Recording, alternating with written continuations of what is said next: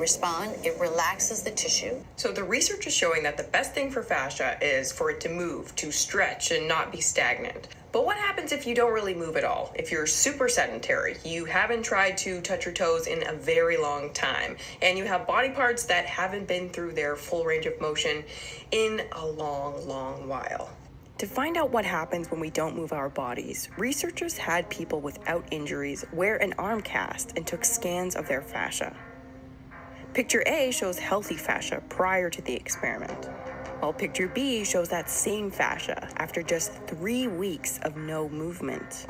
Like an unkept garden, the collagen fibers in picture B have become overgrown. They're thicker and have literally become tangled and fused together. This unfortunate and many times painful occurrence is called fascial adhesion.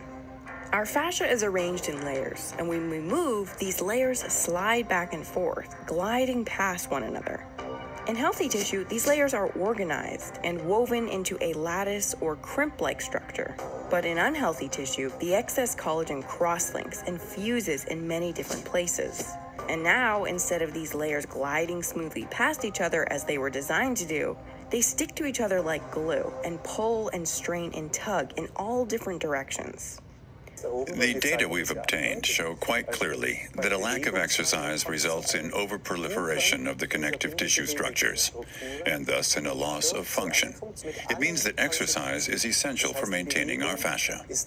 People who live totally sedentary lifestyles likely have these fascial adhesions thanks to a lack of movement. And even if you are exercising or generally active, you're not exempt. You could have body parts that have these adhesions due to lack of being specifically manipulated. So we have these sticky knots, and as it turns out, on top of all this, our fascia is extremely sensitive. Some scientists believe that it's even more so than our muscles are. So by not moving, things get stiff, our fascia will get dense, and our movement will be restricted a little bit until these fascial adhesions are broken down. Then if this results in pain due to the sensitivity of the fascia, we may move even less, which will compound the problem and create a vicious circle. Back pain, of all things, has been called a medical mystery, despite... Hey, Barbara, could I get another Pop-Tart here on the table? For God's sakes. Maybe I could also get some more of that sweet and low in my coffee, all right? Yeah, gosh.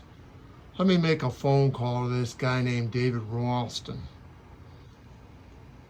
Hey, David, I just seen a video here.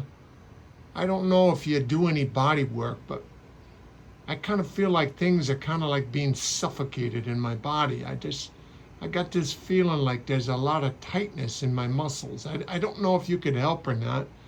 I don't know if you could help bring anything to the point to where it moves freer and easier, but I need some help. You know what I mean? This has just been ridiculous. A lot of pain I'm having here lately. And I notice you're not covered by insurance, but I was just wondering, if you could maybe make me a deal or something, where I could get like, I don't know, half off or something, for some body work. I don't know if you got any tools that could help me. I don't know. I don't know. I'm looking to kind of really get some body work. Tell me if you can help, okay? Reach out and give me a call. Thank you. Barbara, I need another Pop-Tart.